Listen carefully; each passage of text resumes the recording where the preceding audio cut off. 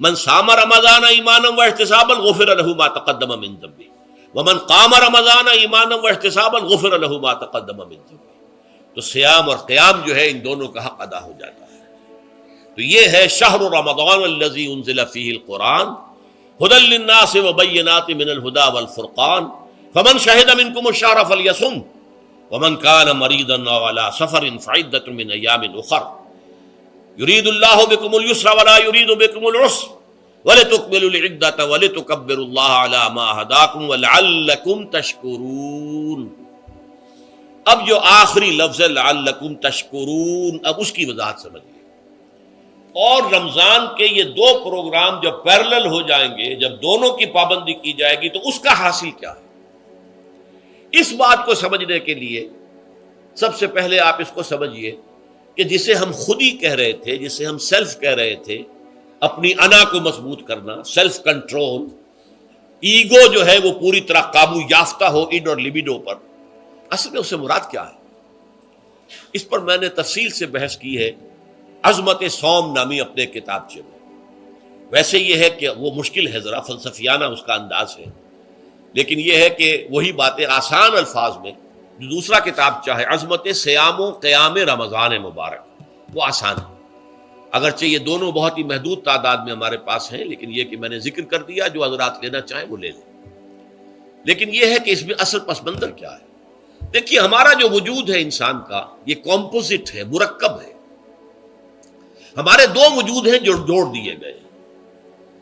کیسے جوڑ دیے گئے ہم نہیں جانتے، لیکن ہے دو وجود.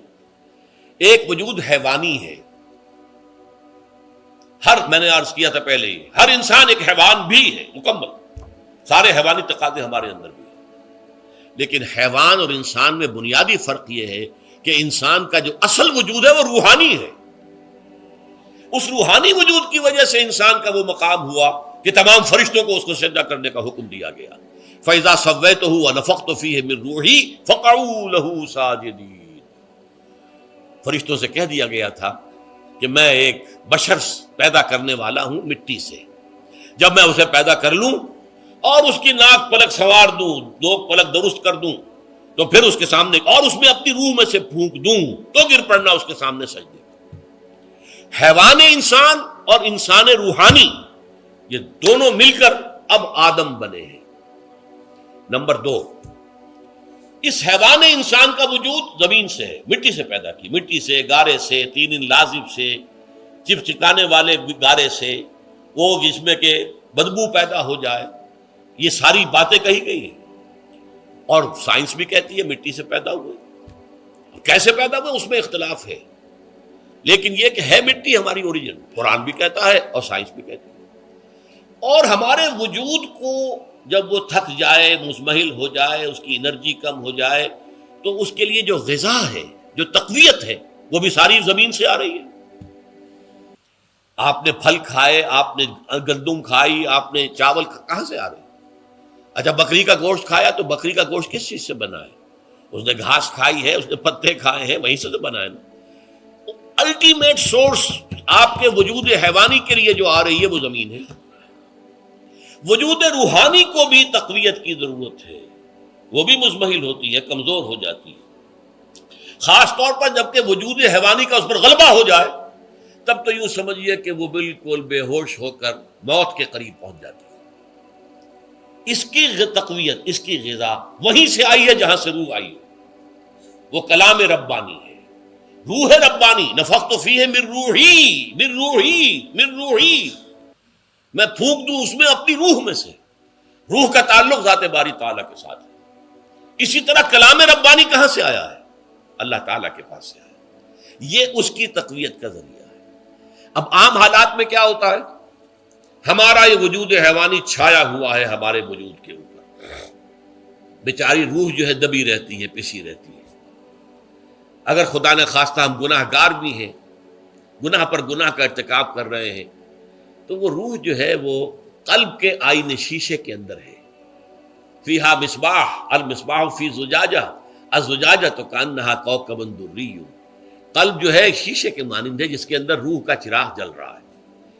اب اگر یہ اوپر جو شیشہ ہے اس پر دھواں آ گیا لالٹین کی چمنی پر دھواں آ گیا تو اب روشنی باہر تو نہیں آئے گی. اگر انسان گناہ کرتا ہے تو قلب پر رین زنگ آ جاتا ہے، یا حضور نے فرمایا ایک داغ لگ جاتا ہے، اور گناہ کرتا ہے اور داغ لگتا ہے، اور گناہ کرتا ہے اور داغ، یہاں تک کہ بالآخر پورا قلب سیاہ ہو جاتا ہے. اب وہ روح اندر بند ہو گئی، وہ دفن ہو گئی. اس کے لیے اب ضروری ہے کہ اب ایک پروگرام ایسا دیا جائے جو ریورس ہو جائے.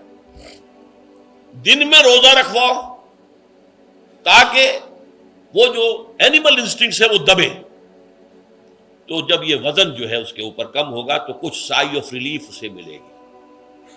جیسے بے ہوش آدمی پڑا ہے، اسے کوئی ہلکا سا ہوش آ رہا ہے، آپ نے پانی کے کچھ چھینٹے دیے، اس کے بعد آپ نے رات کو کھڑے ہو کر قرآن کے انوار کو اتارا. بارش برس رہی ہے روح انسانی کے اوپر، قلب روحانی، قلب انسانی کے اوپر، جس میں کہ وہ روح جو ہے وہ دفن ہے، وہ زندہ ہوگی اثر نو، ہوش میں آئے گی. اور ہوش میں آئے گی تو دو کام ہوں گے. ایک تو اسے قرآن کی عظمت کا احساس ہوگا، یہ قرآن میری حیات تازہ کا ذریعہ بنا ہے. میں دب گئی تھی، میں پس گئی تھی، میں بے ہوش تھی، میں نیم مردہ تھی. اس قرآن کی بارش نے، یہ ترشح جو ہوا ہے مجھ پر، اس نے مجھے حیات تازہ عطا فرمائی. یہ جو قدر کا احساس ہوگا قرآن کا، لعلکم تشکرون، تاکہ تم قرآن کی عظمت سے واقف ہو. ایک انسان بھوک کی وجہ سے اس کا شوگر لیول اتنا گر گیا کہ بے ہوش پڑا ہوا. اب ظاہر بات ہے کہ آپ اسے کچھ پانی کے چھینٹے دیں گے تو کچھ ہوش میں آئے گا، پھر غذا دیں گے تو اب وہ پوری توانائی پر آئے گا، تو معلوم ہوگا اسے اس غذا کی کیا قدر و قیمت ہے. اگر آپ کو بھوک ہی نہیں لگتی تو غذا بے معنی شے ہے. پیاس ہی نہ لگے تو آپ کو کیا معلوم کہ اس پانی کے اندر کتنی بڑی عظمت ہے، یہ میرے لیے کتنا بڑا انعام و احسان ہے اللہ کا. وہ تو پیاس پر، جان پر بنی ہوئی ہو، اور پیاس اس وقت آپ کو ایک گھونٹ پانی کوئی دے دے تو آپ کو معلوم ہوگا دنیا و مافیہ سے بڑھ کر ہے یہ ایک گھونٹ پانی جو مجھے ملا ہے. اسی طرح جب روح دبی ہوئی تھی حیوانی وجود کے بوجھ تلے، جبکہ وہ نیم خوابیدہ یا نیم بے ہوش یا بالکل بے ہوش تھی، وہ دن میں تو روزہ رکھ کر اس پر سے حیوانی وجود کا وزن کم کیا گیا، اسے ایک ریلیف ملی. رات کو قرآن مجید کے انوار و برکات اس میں جذب کیے گئے تو اس کو پوری توانائی حاصل ہوئی. اس پوری توانائی کا پہلا نتیجہ تشکر، قرآن کا شکر. الحمدللہ الذی انزل علی عبدہ الکتاب ولم یجعل لہ عوجا. پھر وہ قلب کی گہرائیوں سے نکلے گا. سارا شکر اس اللہ کے لیے جس نے اپنے بندے پر صلی اللہ علیہ وسلم کتاب نازل کی اور اس میں کوئی کجی نہیں رکھی، کسی طرح کی ایچ پیچ نہیں. یا تبارک الذی نزل الفرقان علی عبدہ لیکون للعالمین نصیرا. بڑی بابرکت ہے وہ ذات جس نے اپنے بندے پر فرقان نازل فرمایا تاکہ وہ تمام جہان والوں کے لیے نذیر اور خبردار کرنے والا بن جائے. یہ قرآن کی عظمت کا احساس. اور ظاہر بات ہے جس قدر کسی نعمت کی قدر و قیمت کا احساس ہوگا اسی قدر تو آپ شکر ادا کریں گے. اگر آپ نے کسی بچے کے ہاتھ پر ہیرا رکھ دیا، اسے کیا پتا یہ ہیرا کس بلا کا نام ہوتا ہے، وہ سمجھے گا کانچ کا ٹکڑا ہے. لیکن اگر کوئی واقعتاً کو جوہر شناس ہو، جوہری ہو، اس کو آپ ہیرا دیں گے تو اسے معلوم ہے کہ مجھے کیا چیز دی گئی ہے. اس کے اندر جو شکر پیدا ہوگا وہ اس بچے کے اندر تو نہیں پیدا ہو سکتا جسے معلوم ہی نہیں. تو قرآن مجید کی اصل عظمت سے انسان واقف کب ہوگا؟ جبکہ اس کے ذریعے سے اس کی روح کو ایک حیات تازہ مل جائے اور اس طرح وہ پروگرام ریورس ہو جائے جو عام طور پر چل رہا تھا. ساری توجہ اپنے جسم پر، اس کے تقاضوں پر. جسم میں تھوڑی سی پھنسی نکل آئی ہے، بھاگ رہے، دوڑ رہے ہیں اس کے علاج کے لیے. کوئی اور مرض لاحق ہو گیا، بھاگ رہے ہیں، دوڑ رہے ہیں اس کے علاج کے لیے، بڑی بڑی فیسیں بھی دے رہے ہیں. ساری جسم کی پرواہ ہے. روزانہ نہا رہے ہیں اور اچھے سے اچھا صابن لا کر نہا رہے ہیں، وہ جسم کی پرواہ ہے نا، اس کی دیکھ بھال ہے. روح کی طرف توجہ ہی نہیں. یہ ہے وہ بات جو کہی گئی ہے سورہ حشر میں اور جسے علامہ اقبال نے پھر اپنے فلسفہ خودی کی اساس اور سورس قرار دیا ہے.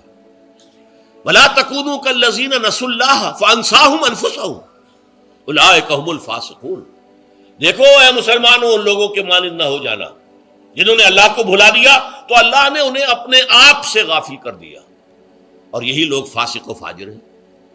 یہ سوال پیدا ہوتا ہے کہ انسان اپنے آپ سے کہاں غافل ہوتا ہے؟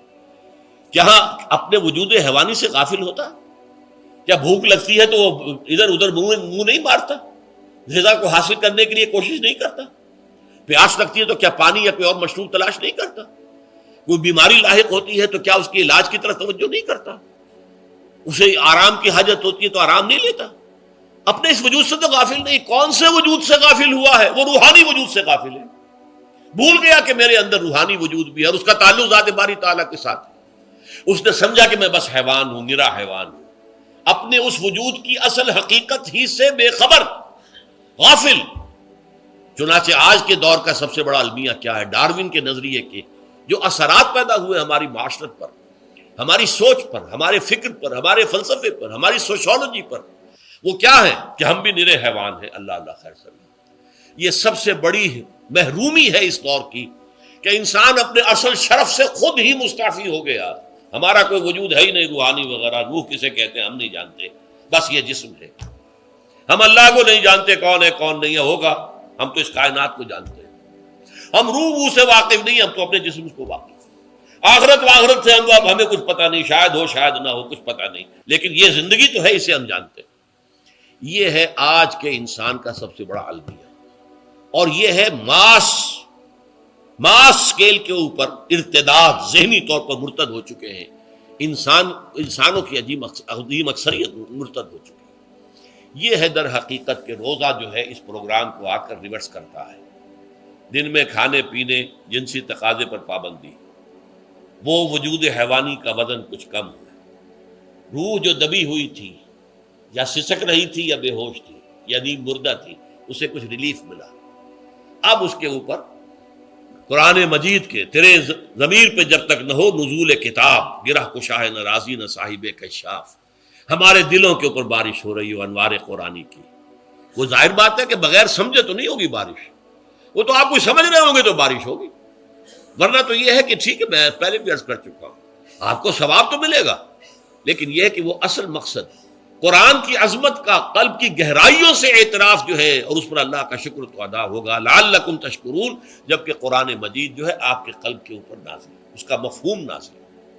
اچھا، اس کا دوسرا نتیجہ کیا نکلتا ہے؟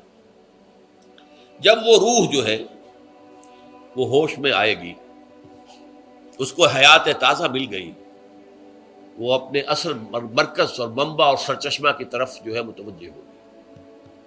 عربی زبان کا ایک مقولہ ہے، کل شیء یرجع الی اصلہ، ہر شے اپنی اصل جڑ کی طرف جو ہے لوٹتی ہے.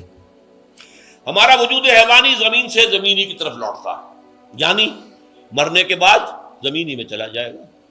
اور نمبر دو، دنیا میں بھی زمینی خواہشات، زمینی تمنائیں، آرزویں وہ ہیں. ولکنہ اخلد الی الارض، جیسے کہ سورہ وہ کہا گیا ہے بلعام بن باعورہ کے بارے میں سورہ اعراف میں، وہ تو زمین ہی کی طرف دھنستا چلا گیا. ہماری روح کا منبع اور سرچشمہ ذات باری تعالیٰ ہے، وہ امر رب ہے، لہذا فوراً انسان اپنے رب کی طرف متوجہ ہوتا ہے. یہ اللہ کی طرف متوجہ ہو جانا اور پھر اس سے ہم کلام ہونا اور اس سے دعا کرنا، یہ ہے روزے کا اصل مقصد. جب سیام اور قیام رمضان مبارک کا دوہرا پروگرام ہوگا تو روح انسانی یا انسان کا حیوانی وجود اپنے مرکز کی طرف مائل پرواز تھا. حسن، اس کو کہہ لیجئے اپنے مرکز کی طرف مائل پرواز ہے. روح ہر شے اپنی اصل کی طرف لوٹتی ہے، لہذا یہ اللہ کی طرف متوجہ ہوگی. یہ اللہ تعالیٰ کی طرف متوجہ ہونے کا معاملہ دنیا میں رہا ہے کہ لوگ کہیں جنگلوں میں جا کر تپسیاں کر کے